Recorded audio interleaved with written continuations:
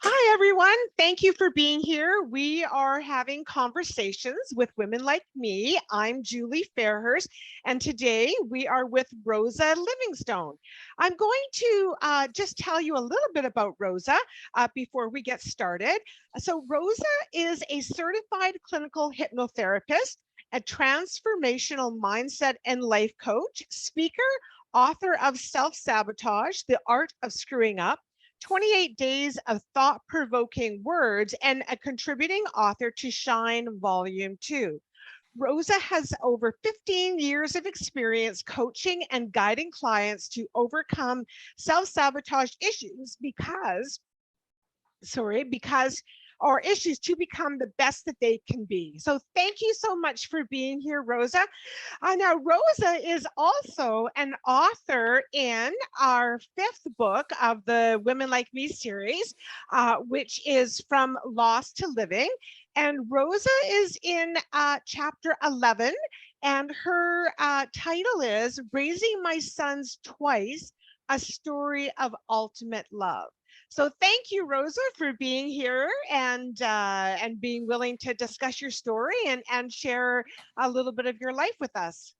Thank you so much for having me, Julie. Thank you for telling me what chapter I was in. Yeah. I didn't notice that. I'm going, oh, I'm chapter 11. That's awesome. Yeah. No, this is a great experience. I appreciate it. Oh, you're welcome. Good stuff. So why don't we start by you just telling me or telling the people that are listening why you wanted to write your story and why you chose this story. Right. Good question. Well, originally when we spoke, you did know I'd done something very similar with Shine Volume 2, which is another book about women's stories and wanting to share our experiences to hopefully help another woman rise up or face her challenges, knowing that she can get through it. So my need to be a part of it was really because of my love of writing. I really think that we are all storytellers, and in the moment when we're going through our dips and these hard valleys, we don't always see what's on the other side because we're mired in where we are. But I've always been one to look at things and go, what's the good? What can I take from it? What can I bring forward in my messaging and service to others that maybe someone can see my situation and go, hey, I can do it too. So Absolutely. That was really why I wanted to do this. And I really loved your energy and, your reason for doing this as well. Yes. Oh, well, thank you for that. Thank you. It's a great story. And I can tell that you love writing because you write very well. So it was easy to work with you for sure. So why don't you begin to tell us a little bit about your story, because you've got 2 sons that ended up experiencing the same trauma is the only word I can use to experience it at different times of life. So do you want to jump in and just give us a little bit of an overview, as maybe we'll start with the first son? Yeah. Okay. Thank you. Yeah. Yes, I have 2 beautiful sons. And the first one, Jordan, was 4.5 years old. He's now 21. And he was suddenly diagnosed with a massive brain tumor, to the point where the specialists were very shocked that he hadn't experienced any symptoms till like days before we got him to the hospital, at first thinking it was just some sort of really weird flu. And so it was just the first time I had faced that kind of fear, because this was my baby. This was, he was 4, he was small, he was, and to understand that I could have, at that point, I could have lost him that evening. It was just, it was a mad rush to pump him up with steroids so that swelling in his brain could come down so that he wouldn't have a stroke, a massive stroke. So that was a long journey back. It did end up being a benign tumor, which was wonderful. My journey with him, as I sort of prefaced in the book, is that this didn't just happen to them and me. I believe that we chose our story, and that before we'd even landed in this physical existence, we had some sort of contract that we were going to help and support each other, because that's been what I've taught both my boys, which I was just speaking to the eldest one last night about, is having each other's back. No matter what, I've got you, no matter what happens, unconditional. And these things have really, for me, solidified what love really means, especially mother love, because I didn't get that kind of love growing up. Right. So it took a long time with Jordan he did have a stroke, unfortunately, during his surgery. Removed most of the tumor, but it was in such a delicate spot that he couldn't actually remove all the mass. Even though it was benign, we knew it would start to regrow at some point. It was slow growing. It's a typical childhood tumor. And of course, at the time, I was examining, what did I eat? What did I do when I was pregnant? There's nothing in our history, but I really felt that blame of having to of him going through this. And this wasn't a boo-boo I could just kiss and make better. So he did go through 2 rounds of chemo at 7. It had started to grow, and they said, we need to get this growth to stop. It was an experimental chemo. So even though it wasn't cancerous, they wanted to do the chemo just to kill it. To stop the growth. To stop the growth. Yes, because the chemo being a non-cancerous or a cancerous tumor, they're going to treat it the same way. We want, the ultimate goal is to eradicate it. Right. And so 17 months of chemo. Wow. He did really, really well. It was the toughest thing that I've had to watch. I have a thing about needles in my children ever since. So, seeing them stick a needle in his chest because he had to have a port put in. They couldn't give him chemo through his veins, every week for 4 weeks with 2 weeks off over 17 months because his vein would collapse. Right. So it was tough, but he made it through, and it ended up just stopping the growth, but didn't shrink it. And so 2 years later, we're back at it. And that was even harder. I was all over this, trying to get second opinions. I sent all of his documents and MRI results to hospitals in Boston, in California. I looked into gamma knife radiation, but everything was coming back that chemo, really, given his age, the location of where it was the only way to go. And this was going to be tougher. And it was another 17 months where, my baby was sick every single weekend. Like it was just, but he is and continues to be my story of conquering the worst, because even though he'd gone through this, and it wasn't just him having to go through chemo, which was just horrible, but it was also the fact that when he had the stroke at 4 during the surgery, he did lose all of his left side motor skills, and it never came back in his hand. And how old was he when he had the stroke? That was at 4. He was 4. At 4 he had the stroke. During the surgery to excise the tumor. Dear. Yeah, but he grew up in a space where I know that, my relationship with his father at the time was awful, and we did come together for his sake, but there was, from the time that this happened, he was going into kindergarten, and I could see he was this crazy athletic little boy who all of a sudden couldn't walk, had to relearn to walk. And I really noticed that he needed the mental help that I couldn't give him at the time. And so, with the play therapy that he did, it was just instrumental in helping him. And what I have found with him is that I would never allow him to say, I can't. It was like, don't tell me you can't. Yeah. You're never going to use this disability as an excuse. You are going to, there will be things you can't do.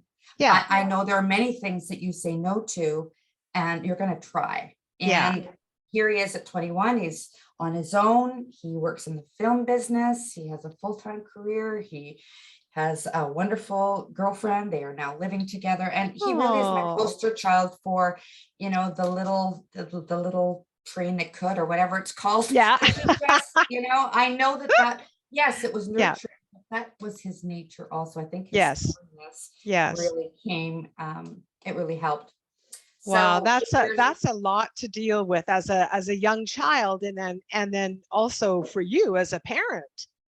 it was horrible. I can remember friends calling me and falling apart, and me trying to, build them up, and then them Yeah. saying things like, how do you say so strong? Like, you're making me feel better. And it's just like, you know what? I can't go there. I Yeah. can't go down to where I was in the parking lot the night that we got this diagnosis, where I was literally in Right. the rain on my knees, screaming and yelling. I can't go there, because if he sees my fear, then he's going to be fearful, and I want him to be as positive Yes.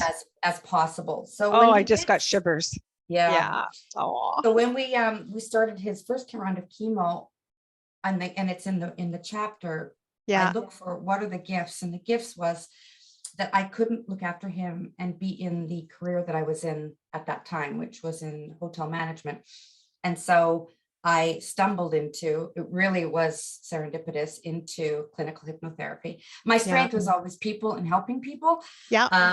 And so I found that as I was taking my training, and we hit this eventual first round of chemo at 7, I was doing hypnotherapy with him every day to keep Wow. him positive, Yeah. Yeah. and to see that Yeah. it's the power of the mind and power of belief. So Yes. it was his courageous story was really one that has that has made me face a lot of my fears.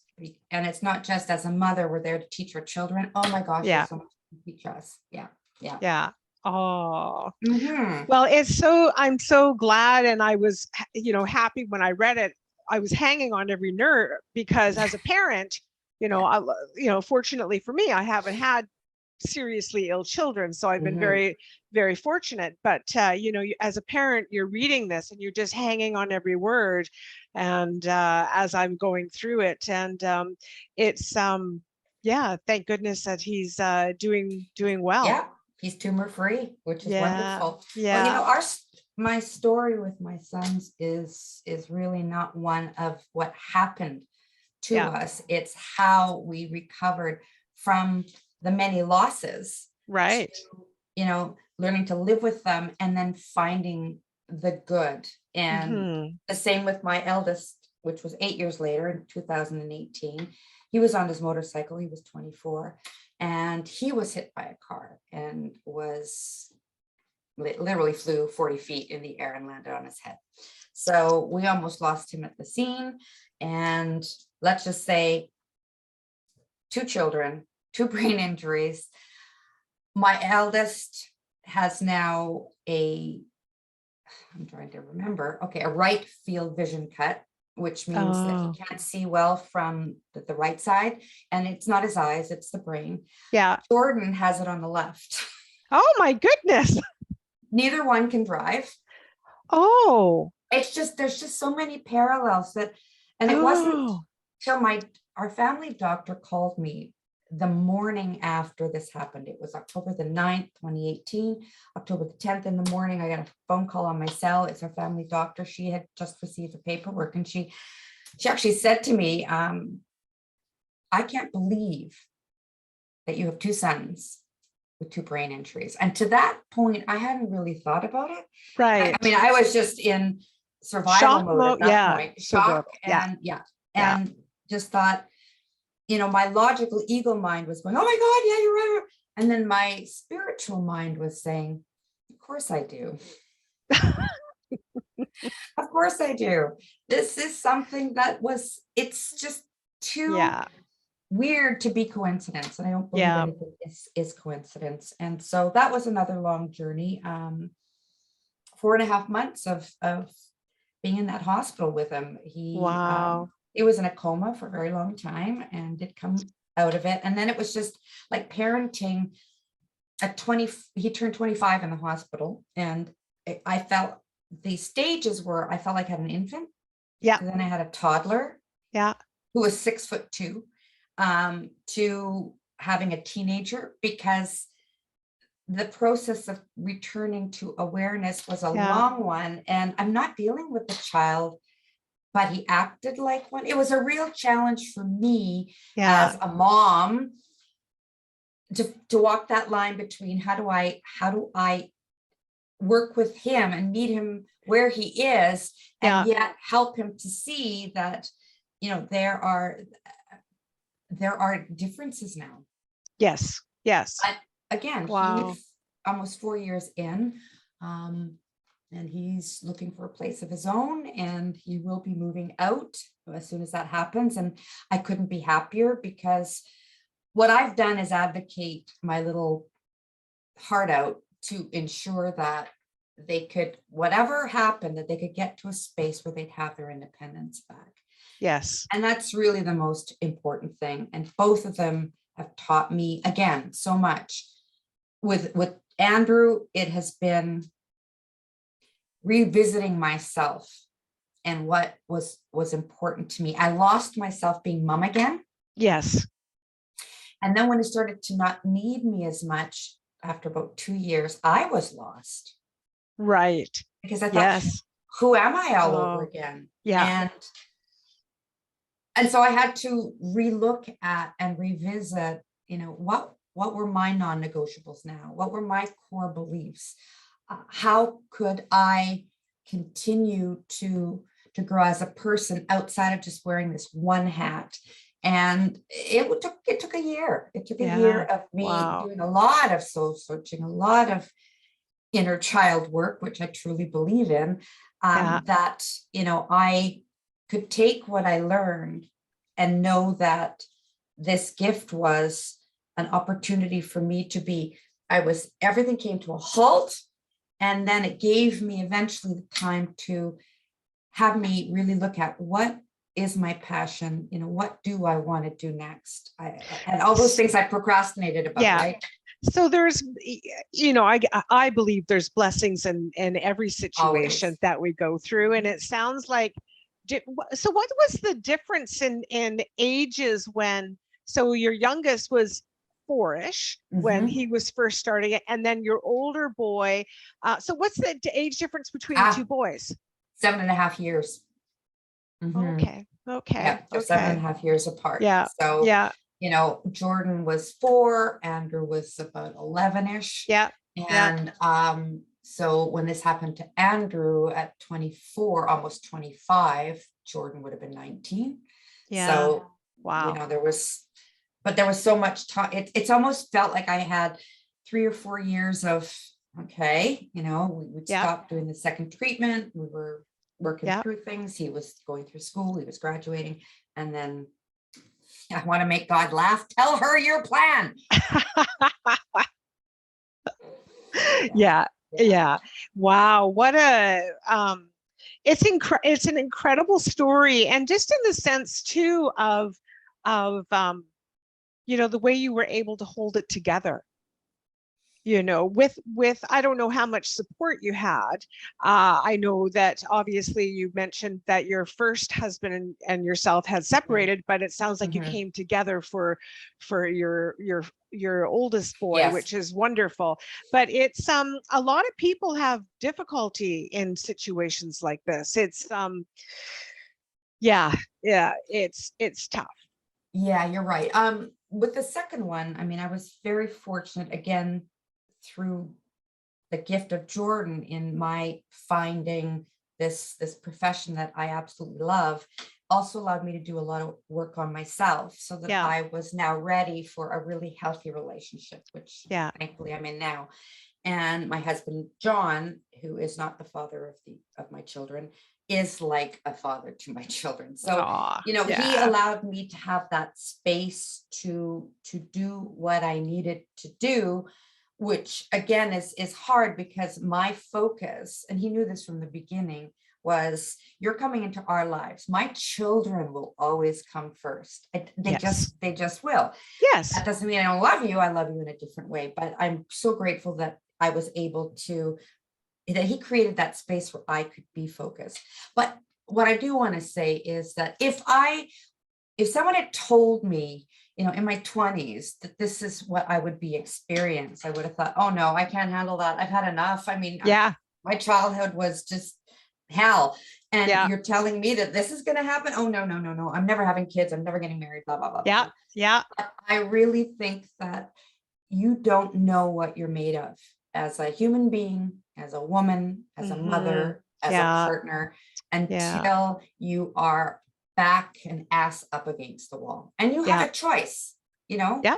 Yeah. Some people will fall apart and Yes. run, and that used to be my way of dealing with stress in my Yeah. very younger years, was get the runners on, they're always by the door, and I'm out of here. Yeah. You can't do that. Right. My job was not to run. My job was to advocate and fight for them. And that's, Yes. again, one thing that I really learned through Andrew's experience as an adult. Very different from a Yeah. child who is sick to an adult who is sick. And I don't Yes. know how people do it who don't have an advocate for them, Yes. because I Yes. had to fight for every little thing in the hospital for 2.5 months, and then it carried over into the rehabilitation Yes. hospital where we were. Yeah. So I had Yeah. to be his voice. It's just, Yes. I don't know. No, you're right. I don't know how people do it that don't have strong family ties, or someone who has enough strength to fight. yeah, yeah. You I find think, it. yeah, yeah. You find it. You You're find it. right. We have it in us. We We just do. need, We do. We're we need, nurturing. yeah. We just need to allow it to unfold. True. And Yes. be aware that, in one of my groups, we talked about masculine and feminine energy. It has nothing to do with our gender. So Right. our nurturing is our feminine energy, and Yes. that's our shaping things and our and forming Yeah. and love. And yet our Yeah. masculine side is the action part. And so Yeah. I felt that I took on that more masculine energy to get me through. Otherwise, my feminine energy might have just made me fall apart. Yes. Yes. That's You know? that's a beautiful description of it. It makes complete Thank sense. you. Yeah, Yeah. Yeah. that's how I see things. And Yeah. I do want to say that when we first spoke and you asked, what are you going to write about? And I'm going, well, I wrote about this in the last one. That was more business. And Yeah. but this is more personal. You talk about loss and living. And I said to you, yeah, I can do this. And it was Was tough. it? Oh, I didn't realize yeah. that there was still, I know, I figured, I can't say I didn't realize, but I Yes. felt that there were going to be moments where I might have to walk away, because I know that whenever I would relive anything, because there are some post-traumatic stress triggers that I still have. Oh, yes, of Oh course. yeah. And so I thought, oh, I just have to walk away. But thank you for that opportunity, because what it was very cathartic. Yes. Because through the writing, I've always said in my courses and when I work with clients, there's power in the pen. Write it down, get it out of your head so that you don't Yeah. have to keep chewing on it in one of those 60,000 thoughts we have every day. Yes. So writing it was tough, and I struggled and I cried, but at the same time I thought there's a reason for this, and it's for you to release. Yes. Yes. Oh, thank you for saying that, because I speak to women all the time. And even for the next book coming up, I've been interviewing ladies, and two of them, you could see they were just frozen. And I understand that, and I certainly don't pressure anyone, but I know that if they could just get it, just do it, just get it out. And I even encourage people that, we don't need to go to the most difficult story. Let's pick a story, because we all have different chapters in our lives and different stories. Let's pick stories that aren't quite as emotional or aren't quite as difficult to write about. But I find that is difficult for a lot of people, and then they they're usually, it's the timing isn't right. So I just keep going back to them and keep going back to them. I'm doing a new book. Are you ready? Well, bless your heart for doing that, because Yeah. you know what, in doing it, I think it's our fear is our only block to our healing. And Mm. I really find for me, and it has been what has saved me in some dark moments. I can go back to journals that I had when I was a teenager, go, oh my God. But you know what? Yes. It's like, it is so good to be able to write down your thoughts and also Yeah. revisit and go, wow, I was in this space. Look how far I've come. Yeah. And we all are, this life, I believe, is a book. And Yes. right, they're all Yeah. chapters. And Yes. it's helpful.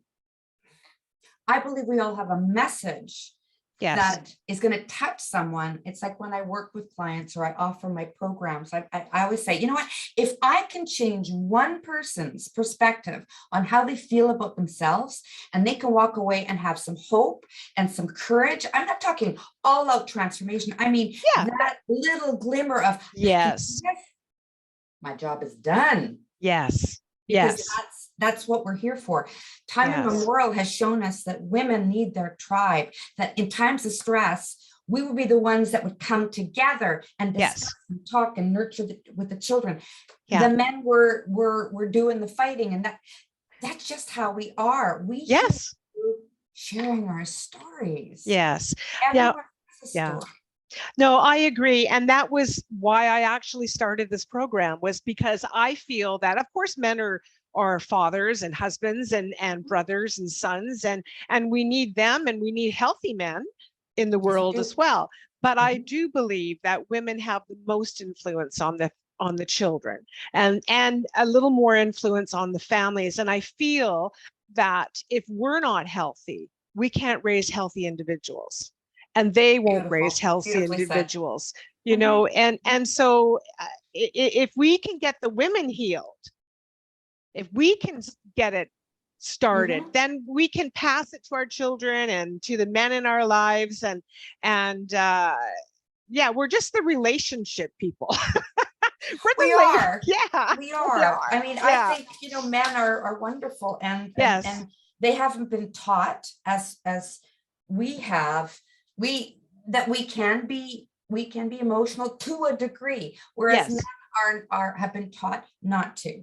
So yes, yes, we know that, and there is a place for men's healing as well. But yes, I also believe that we as women are the pillars. We're just the yeah, pillars. yeah, And, it's our job to heal our ancestral traumas. It's our job to stand in our hmm, truth. I mean, I can tell you that I am in the most healthy relationship of my life, but I also know that it's not my husband's job to yes, fulfill me. It's yes, my job to do yes, that. And when we yes, find the courage to not define ourselves by our traumas, hmm, by our challenges, by our excuses, when we can move past that is yeah, when we start coming into our own. And I do believe that it's women that will raise the energy level of what's going on in this world. I mean, I never had daughters,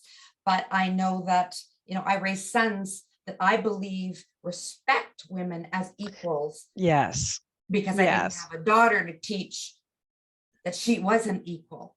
And yes, we may not we may not see things changing in a way that shows how far we've come. In hmm, fact, I'm seeing things now that I feel we're going backwards to a certain yeah, degree. But our generation, I say our generation, I'm probably older yes, than you, but our generation, I think we have the wisdom to teach the younger generation yes, that they have everything that they need inside themselves to be who they want to be, from a yes, place that is healthy. Let's say yes, healthy. Because yes, my job is to undo yeah, and help clients release these limiting yeah, mindsets that yeah, hold them back from leading purposeful and fulfilling and passionate lives. yes, yes. And you are so right.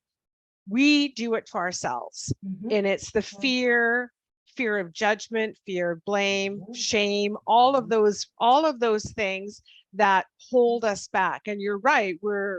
we can release that and we can live fabulous lives.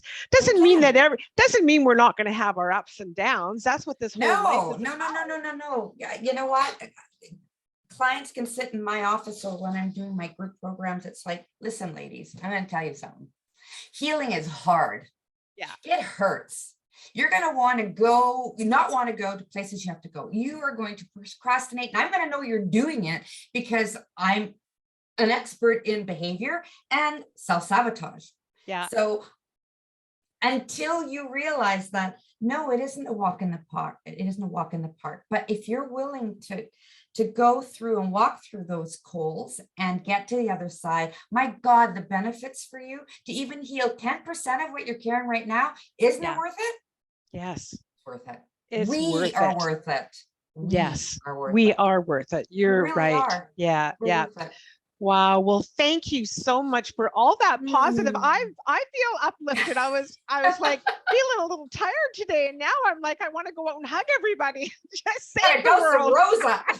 Yeah. Yeah. I love it. Thank you so much for having me and for this. Like I say, ladies, get this book. It's not about book sales. It's about sharing experiences. I get goosebumps. Yeah. There is going to be something in those 10 stories. Yeah. Maybe from all of them, maybe just from a few of them, where you're going to go, oh my God, I identify with that. And like I said in mine, I'm not superhuman. I don't have anything. I'm not different from any other woman. Yeah. It's just you believing that you can change your circumstances by choosing again. Yes. And again and again if you have to. Yes. Oh, now you gave me shivers. Oh, thank you. Thank you for that. So this is where you can find Rosa's story. She's in chapter 11, which I think the number 11 is quite suited for your chapter.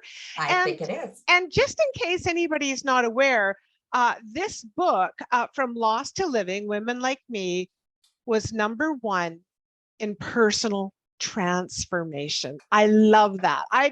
I just love it. So if you're looking for a personal transformation book, this would be the one to get for sure. So absolutely.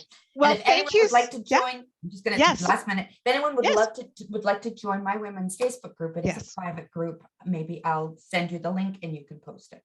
Yeah, I will put the link anywhere you will, any information you want. You just send it over to me and I will put it in the YouTube link so that it's right there. And I'm also going to put some of your bio in there as well, so that people know who you are when they look you up to watch the video or listen to the podcast. So thanks again, Rosa. Thank you, Julie. I appreciate you writing the book. I appreciate you being here. I appreciate all your positivity. So thank you so much. And we will talk again soon. We will. Take care.